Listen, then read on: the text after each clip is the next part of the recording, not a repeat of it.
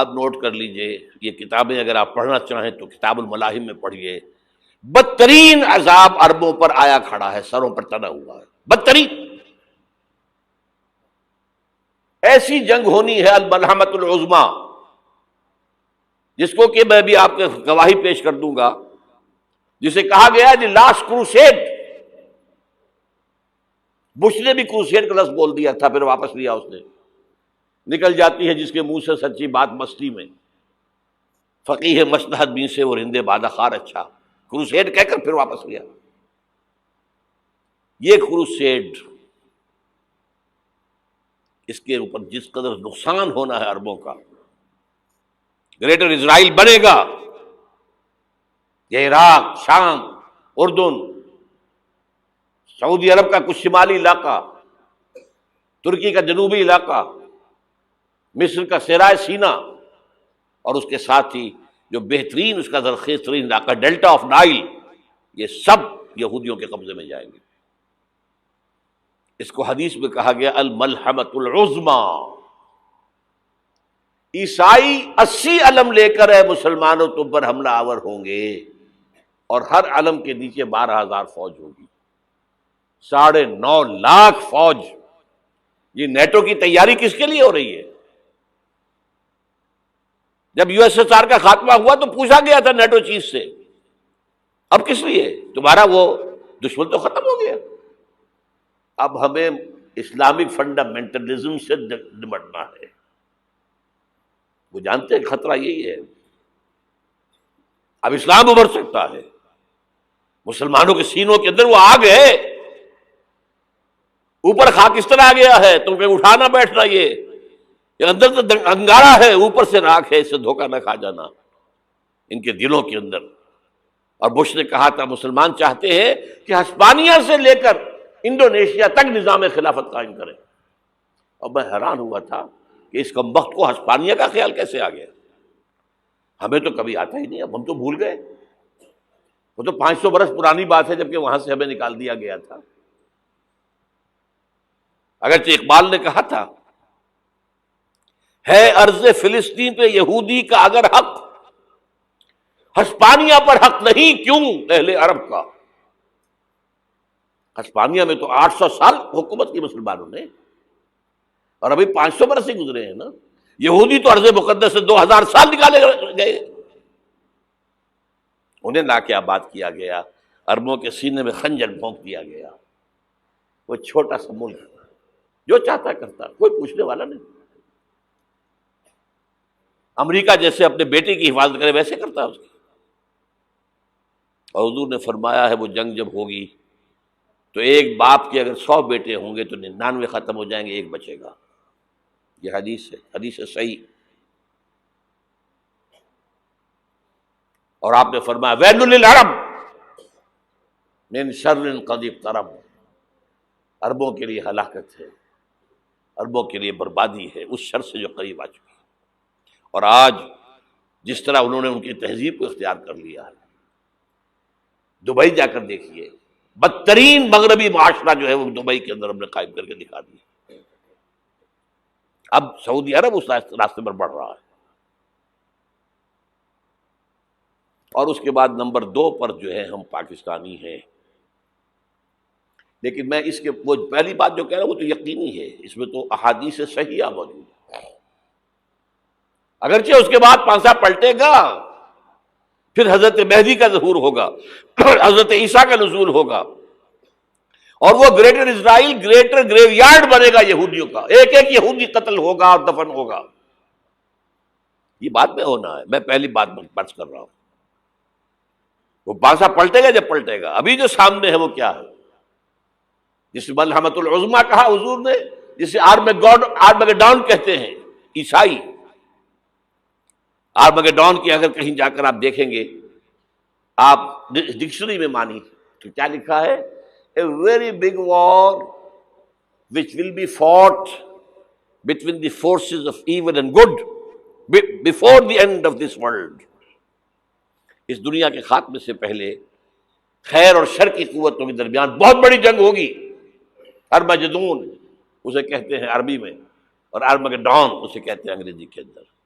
اور یہ بائبل کی آخری کتاب کے اندر ہے، جو اس میں کہ مکاشفات یوحنا، ریولیشنز آف سینٹ جان. یہ تو میں کہہ رہا ہوں یقین کے ساتھ، اور زیادہ دور نہیں ہے، آیا چاہتا ہوں. اس لیے کہ یہودیوں کا اور عیسائی جو کنزرویٹوز ہیں، نیو کنزرویٹوز، ان کا 5 نکاتی ایجنڈا ہے متفق علیہ، جس کے تحت کہ یہ جنگ صلیبی شروع کی گئی ہے. وہ سن لیجئے آپ. آرمیگیڈون نمبر 1، گریٹر اسرائیل قائم ہو جانا اس کے نتیجے میں نمبر 2، مسجد اقصی اور قبۃ الصغریٰ کو گرانا نمبر 3، وہاں تھرڈ ٹیمپل،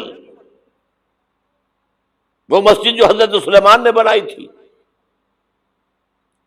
1000 قبل مسیح میں، پھر برباد کی تھی نبوکدنضر نے، دوبارہ بنائی گئی، پھر دوبارہ ختم ہوئی 70 عیسوی تک گری پڑی ہے. ان کا خانہ کعبہ گرا ہوا ہے 70 عیسوی سے لے کر آج تک. ایک دیوار ہے ویلنگ وال، جہاں جاتے ہیں، روتے ہیں، پیٹتے ہیں، ماتم کرتے ہیں، وہاں وہ بنے گا تھرڈ ٹیمپل.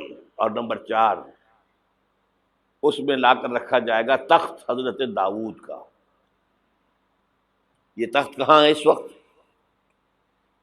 یہ لندن شریف کے اندر، جو ان کی پارلیمنٹ کا جو چرچ ہے، ویسٹ منسٹر ایبے، اس میں رکھا ہوا ہے. ایک پتھر تھا جس پر بٹھا کر حضرت داؤد کی تاج پوشی ہوئی، پھر حضرت سلیمان کی ہوئی، پھر وہ پتھر رکھ دیا گیا جب حضرت سلیمان نے بنایا ہیکل مسجد اقصی، وہاں رہا وہ. ہر بادشاہ جو تھا یہودی اسی کے اوپر بٹھا کر اس کی تاج پوشی ہوتی تھی. سن 70 میں ٹائٹس نے گرایا اسے، ہیکل کو، وہ پتھر لے گیا، وہاں سے روم گیا، روم سے آئرلینڈ گیا، آئرلینڈ سے اسکاٹ لینڈ آیا، اسکاٹ لینڈ سے انگلینڈ آیا، اور اب وہ رکھا ہوا ہے 14ویں صدی عیسوی سے آج تک. وہ ویسٹ منسٹر ایبے میں رکھا ہوا، ایک کرسی کی سیٹ میں اسے بنا دیا گیا ہے تخت کی شکل میں. اب انگریزوں میں کوئی ملکہ ہو، کوئی بادشاہ ہو جس کی بھی تاج پوشی ہونی اس میں ہوتی. یہ لا کر رکھا جائے گا تھرڈ ٹیمپل میں، اور اس پر یہودیوں کے خیال کے مطابق ان کا مسیحا آئے گا جو مسیح دجال ہوگا.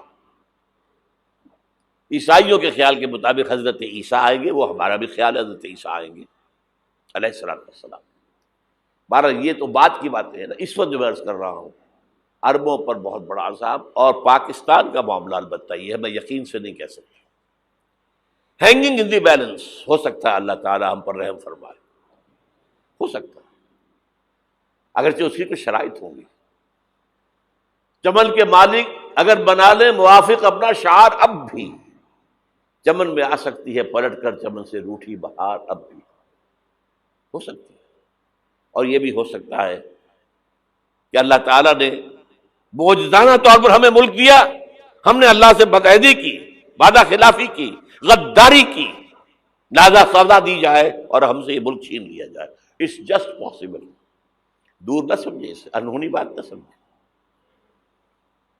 جو گھیراؤ ہو رہا ہے آپ کے مغرب میں نیٹو فورسز اور مشرق میں بھارتی فورسز گدھوں کی طرح بیٹھے ہوئے انتظار کر رہے ہیں پاکستان اور ڈسٹیبلائز ہو جائے، یہاں اور بدامنی ہو جائے. اب لاہور میں پھر آج دھماکے ہو گئے ہیں. 2 دن پہلے کا دھماکہ میں سہ کے آیا ہوا ہوں، آپ کے سامنے بیٹھا ہوں. وہ جانیں بچی ہیں، جو ہماری اکیڈمی کا حشر ہوا وہ میں آپ کو نہیں بتا سکتا. یہ سارا کیوں ہو رہا ہے؟ تاکہ یہاں بدامنی ہو جائے اور ہمیں جواز مل جائے.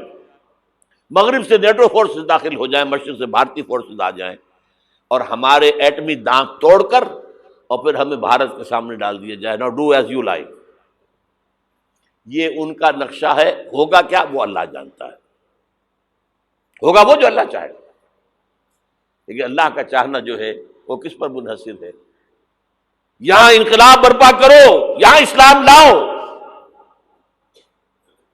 اگر دھندوں میں لگے رہو گے تو وہ خود بخود نہیں آ جائے گا انقلاب. صحابہ نے جانیں دی تھی، کتنی تکلیفیں اٹھائی تھی.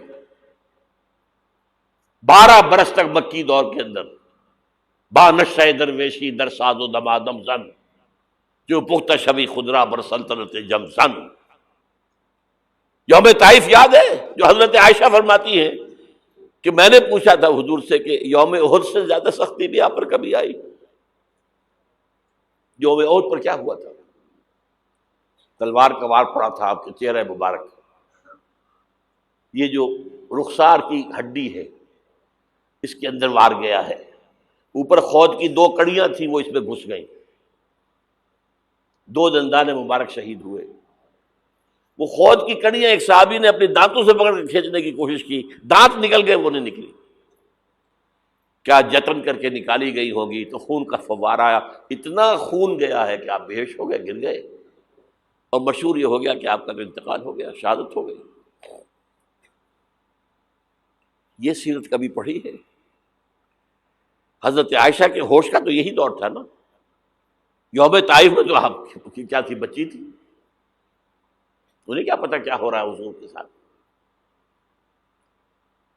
3 دن تک حضور مکے کی گلیاں اور وہاں کے اوباش لوگ پتھراؤ کر رہے گئے تھے اس امید میں کہ شاید وہاں کا کوئی سردار ایمان لے آئے، تو یہاں تو ابو طالب بھی فوت ہو گئے، یہی دنیاوی سہارا تھا، خاندانی سہارا تھا ابو طالب کے ذریعے، اور گھر میں ایک دلجوئی کرنے والی رفیقہ حیات تھی، وہ بھی، ان کا بھی انتقال ہو گیا۔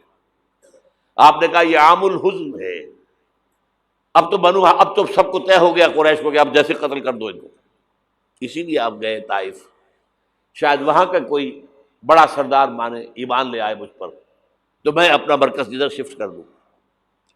تینوں سے ملے ہیں، تینوں نے وہ جواب دیے ہیں، نکل جاؤ یہاں سے، میں تمہارے ساتھ بات بھی کرنے کو تیار نہیں۔ اچھا، تمہارے سوا کوئی نہیں ملا تھا اللہ کو نبی بنا کر بھیجنے کے لیے؟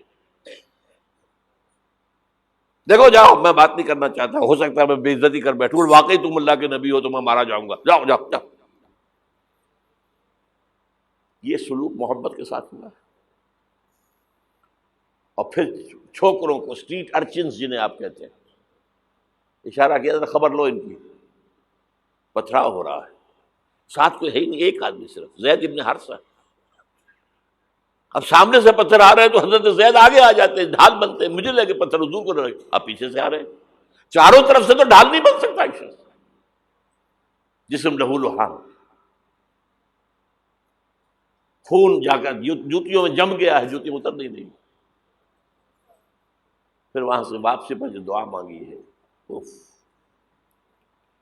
اللہم الیک اشکو ضعف قوتی وقلت حیلتی وہوانی علی الناس، اے اللہ تیری جناب میں فریاد لے کر آیا ہوں اپنی قوت کی کمی کا، اپنے وسائل کی کمی کا، اور جو ذلت و خواری ہو رہی ہے لوگوں کے سامنے، الا ملتقننی، مجھے کس کے حوالے کر دیا ہے، الا بعیدی یتجہمنی، یہ میرے اوپر ہجوم کر کے آ جائے، حملہ کریں، اور عدو من لگتا امرے، یہ دشمن کے حوالے میرا معاملہ کیا، جو چاہے کر دے وہ۔ لیکن پھر عبدیت غالب آتی ہے، ان لم یکن علی غضبک فلا ابالی، اللہ اگر تو ناراض نہیں ہے تو مجھے کوئی پرواہ نہیں، سر تقسیم خم ہے جو مزاج یار میں آئے، مجھے اندیشہ یہ ہے کہ تو ناراض تو نہیں ہو گیا۔ یہ تکلیفیں جھیلی ہے، سینکڑوں صحابہ نے جانوں کا نذرانہ پیش کیا ہے، احزاب کی جنگ میں فاقوں پر فاقے ہو رہے تھے، اور ان فاقوں کی حالت میں خندق کھودنے کا حکم ملا ہے، لوگوں کی کمریں دوہری ہو رہی ہیں، پتھر باندھے ہیں اپنے پیٹوں سے، اپنے چادروں کے ساتھ کس کر، کمر دوہری نہ ہو جائے، اور جب صحابہ کدالیں چلا رہے ہیں تو کیا کہہ رہے ہیں، نحن الذین بایعوا محمدا علی الجہاد ما بقینا ابدا، اللہم لا عیش الا عیش الاخرہ۔ صحابہ کہتے تھے ہم وہ لوگ ہیں جنہوں نے محمد سے بیعت کی ہے کہ جہاد کرتے رہیں گے جب تک جان میں جان نکل جائے تو بات، اور جان ہے، چاہے ابھی بھوک سے کمر دوہری ہوئی جا رہی، جان تو ہے۔ اور ایک دفعہ کہتے تھے اللہم لا عیش الا عیش الاخرہ، اللہ عیش، زندگی تو آخرت کی زندگی ہے۔ اور حضور فرماتے تھے، حضور کے بیٹھے ہوئے نہیں تھے گاؤں تکیہ لگا کر، پتھر اٹھا کر خندق میں سے لے جا کر باہر پھینک رہے تھے، جب صحابہ کہتے ہیں اللہم لا عیش الا عیش الآخرہ، حضور فرما رہے ہیں فاغفر الانصار والمہاجرہ، اے اللہ ان انصار اور مہاجرین کی مغفرت فرما دے۔ پھر حضور کی خدمت میں کچھ لوگ آئے، حضور اب یہ فاقہ ناقابل برداشت ہو گیا، دیکھیے ہم نے یہ پتھر باندھے ہوئے اپنے پیٹوں کے ساتھ۔ حضور نے کرتا اٹھا کر دکھایا، وہاں 2 پتھر باندھے ہوئے۔ یہ ہے سیرت النبی۔ آپ کس چیز کو سیرت النبی سمجھتے ہیں؟ بہرحال اس موضوع پر میری ایک کتاب ہے منہج انقلاب نبوی، کہ انقلاب کیسے آیا تھا۔ اگر دل میں ذرا بھی آرزو پیدا ہو گئی ہو کہ اللہ قبول کر لے مجھے قبول کر لے اس کام کے لیے، تو وہ کتاب آپ کے لیے مسٹ ہوگی، اس کا پڑھنا۔